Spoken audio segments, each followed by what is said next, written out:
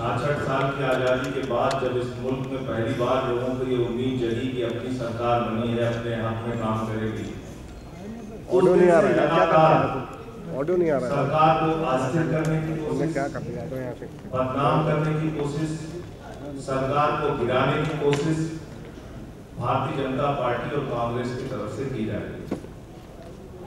Bharatiya Janata party के इस पूरे खेल में श्री अरुण जेटली, दिल्ली के विधायक दल के नेता हर्षवर्धन जी और कल से जिस प्रकार के संकेत मिल रहे हैं, स्वयं नरेंद्र मोदी इस पूरे खेल में शामिल हो गए हैं कि सरकार कैसे गिरे। इसकी वजह बहुत साफ है कि यहां पर बिजली का संकट पैदा करने की कोशिश बिजली कंपनियों के द्वारा की गई। एनटीपीसी के ऊपर बीएसईएस का बकाया है, बीएसईएस को एनटीपीसी को पैसा देना है। बीएसईएस दिल्ली की जनता से पैसा वसूलती है, बिजली का बिल वसूलती है, फिर भी एनटीपीसी को पैसे नहीं देती। किस कारण से नहीं देती? इसके पहले जो सरकार थी उसमें कभी एनटीपीसी ने धमकी नहीं दी कि हम बिजली की सप्लाई बंद कर देंगे। एनटीपीसी का बकाया, एनटीपीसी दूसरे राज्य भी एनटीपीसी का बकाया है और दिल्ली सरकार से काफी बकाया है, उससे कई गुना ज्यादा बकाया है। उसके बावजूद उन राज्यों की बिजली नहीं काटी जाती, लेकिन दिल्ली में बिजली संकट जैसी स्थिति पैदा करने की बात आती है। और मजेदार बात यह है कि बिजली संकट की खबर बाद में आती है, भारतीय जनता पार्टी का प्रदर्शन पहले शुरू हो जाता है। 10 घंटे बिजली की कटौती होगी इस बात का पता सरकार को भी नहीं चलने पाता, भारतीय जनता पार्टी का प्रदर्शन शुरू हो जाता है कि बिजली का संकट है, बिजली का संकट है। जिस प्रकार से खिड़की एक्सटेंशन के मामले में सरकार को बदनाम करने की कोशिश की गई, ये हम सारे लोग जानते हैं कि पिछले 6 महीने से लगातार खिड़की एक्सटेंशन के स्थानीय लोग, वहां की जनता बार बार पुलिस को एप्लीकेशन दे रही थी, अनुरोध कर रही थी कि यहां पर ड्रग्स और सेक्स का रैकेट चलता है, इस पर रोक लगाइए। वहां भी महिलाएं रहती हैं, वहां भी बच्चे रहते हैं, वहां भी बहुत सारे लोग रहते हैं, संभ्रांत लोग रहते हैं।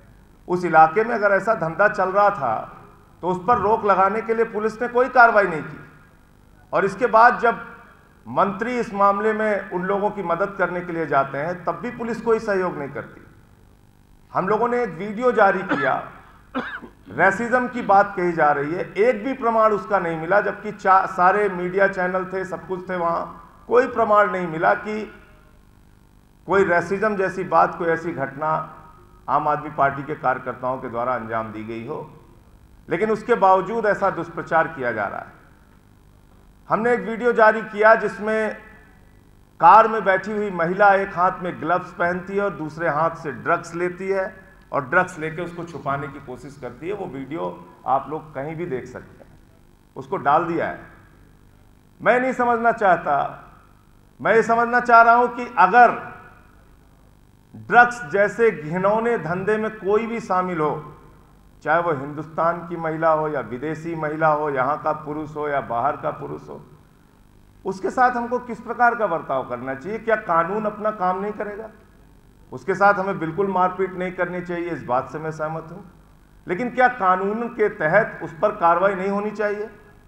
और महिलाओं के सम्मान का प्रश्न उठाया जा रहा है। आम आदमी पार्टी ने, दामिनी का कांड हुआ तो हमारे कार्यकर्ताओं पर 302 का मुकदमा लिखा गया। गुड़िया का कांड हुआ तो हमारे कार्यकर्ताओं को बुरी तरीके से लाठियों से पीटा गया। एक महिला के साथ गैंग रेप हुआ तो थाने में 17 कार्यकर्ताओं को पूरी रात मारा गया और उनको पेशाब पिलाने की कोशिश की गई। आप सारे लोग जानते हैं, अगर आम आदमी पार्टी महिलाओं का सम्मान नहीं करती तो मुझे लगता है कि हिंदुस्तान में फिर कोई पार्टी नहीं है जिसके मन में महिलाओं के प्रति सम्मान है। हमारे मन में महिलाओं के प्रति पूरा सम्मान है, लेकिन ड्रग्स जैसा कारोबार जिसने नौजवान पीढ़ी को बर्बाद कर दिया है, जिसके कारण हजारों लाखों माँ बाप रो रहे हैं, ऐसे काम में जो लोग शामिल हैं उनका समर्थन कैसे कर रही है बीजेपी और कांग्रेस, ये बात मेरी समझ में नहीं आ रही। कांग्रेस, बीजेपी ने ड्रग्स के धंधे के खिलाफ प्रदर्शन नहीं किया। ड्रग्स और सेक्स का रैकेट चल रहा था, उसके लिए अरुण जेटली ने वहां की स्थानीय जनता के पक्ष में ब्लॉग नहीं लिखा, लेकिन पुलिस के पक्ष में ब्लॉग लिखने के लिए आ गए।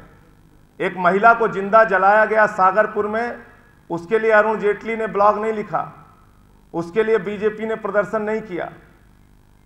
डैनिश महिला का गैंगरेप हुआ, बीजेपी ने प्रदर्शन नहीं किया, उसके लिए कोई ब्लॉग नहीं लिखा अरुण जेटली जी ने।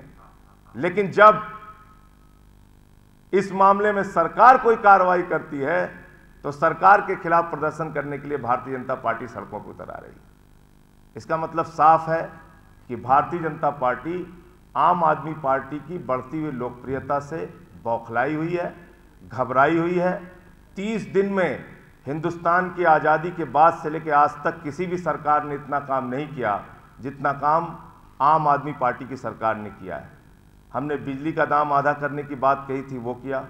पार्टी की सरकार ने पानी को मुफ्त देने की बात कही थी, वो किया। एफडीआई इन रिटेल व्यापारियों के हित में रोकने की बात कही थी, वो किया। वीआईपी कल्चर लाल बत्ती खत्म करने की बात कही थी, वो किया।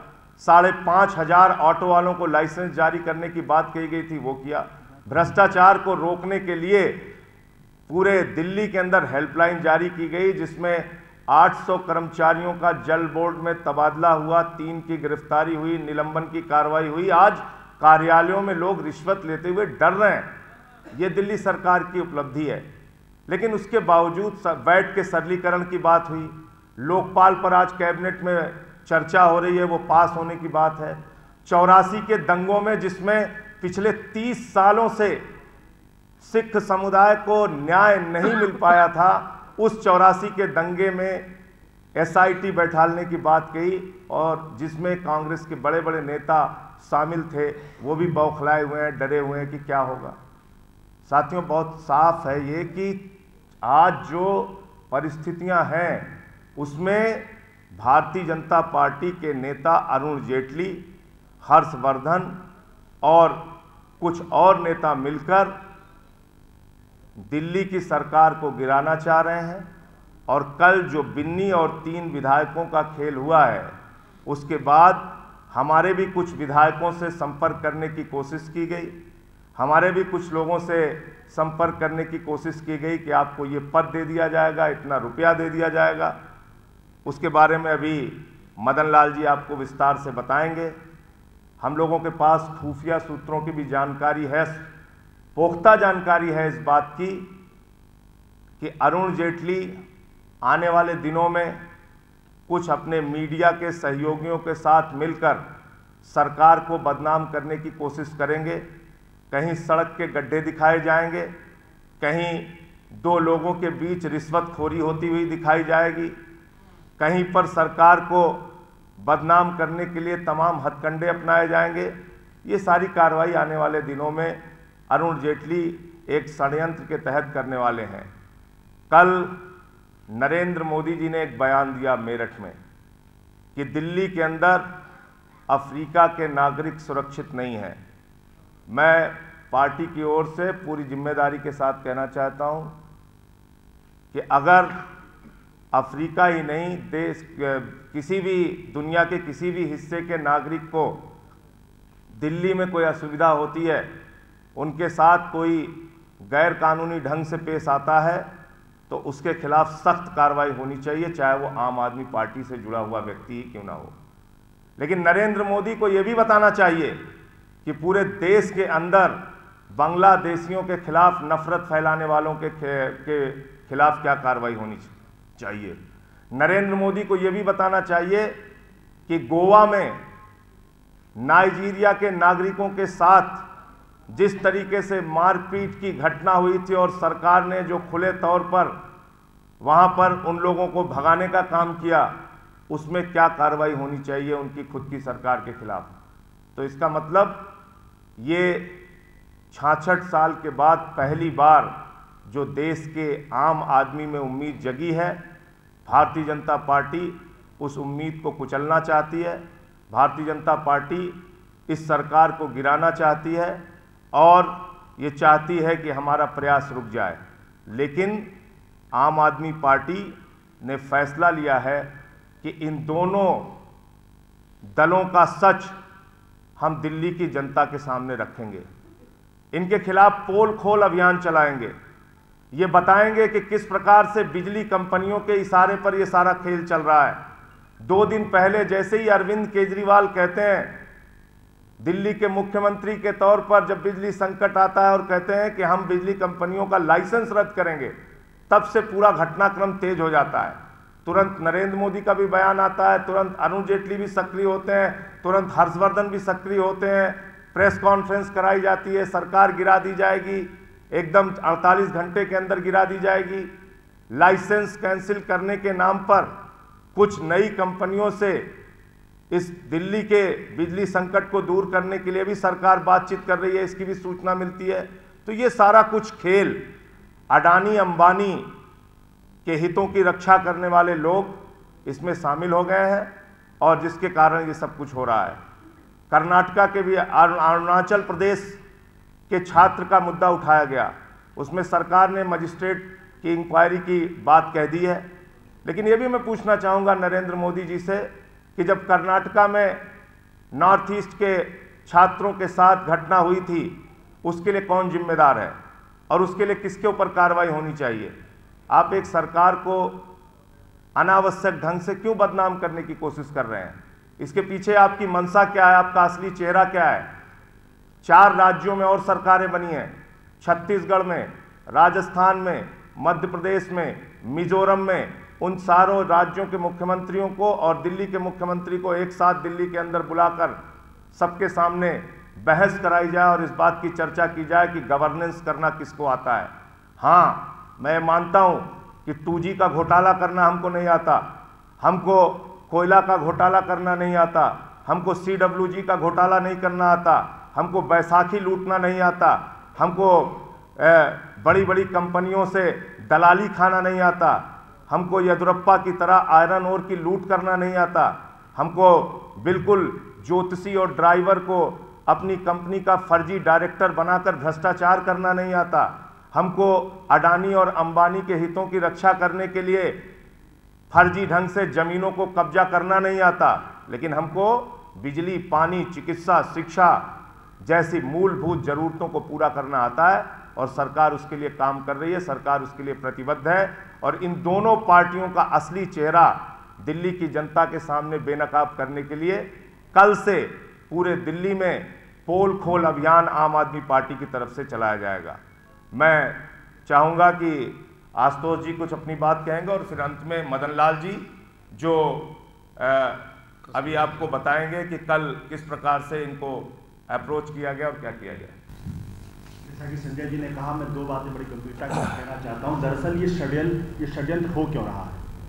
षड्यंत्र इसलिए हो रहा है क्योंकि 8 दिसंबर के बाद से जिस तरीके से आम आदमी पार्टी की लोकप्रियता बढ़ी है, उसकी वजह से नरेंद्र मोदी और उनके साथियों को लगता है कि दिल्ली का उनका रास्ता धीरे धीरे अवरुद्ध हो गया है, इसलिए ऐसा कुप्रचार किया जा रहा है। और मैं पूरी जिम्मेदारी के साथ कहना चाहता हूँ कि पूरा षड्यंत्र दिल्ली के अंदर अरुण जेटली के इशारे पर और मीडिया में बैठे उनके कुछ लोग, अरुण जेटली के मीडिया में बैठे कुछ लोगों की मिलीभगत से ऐसा कुचक्र किया जा रहा है। क्योंकि जब ये सवाल उठता है दिल्ली के अंदर, नॉर्थ ईस्ट का मैं आपको बताना चाहता हूँ कि जब गोवा के अंदर मामला हुआ था, उस वक्त मनोहर पारिकर की सरकार ने 24 घंटे की नोटिस देकर नाइजीरियंस को वहां से भगाने का काम किया। तब नरेंद्र मोदी, अरुण जेटली चुप रहे। वहां के अपने एमएलए माइकल लोबो, उनका बयान है कि उनकी सरकार बुरी तरीके से असफल रही है, उनका सरकार मामले को हैंडल नहीं कर पाई।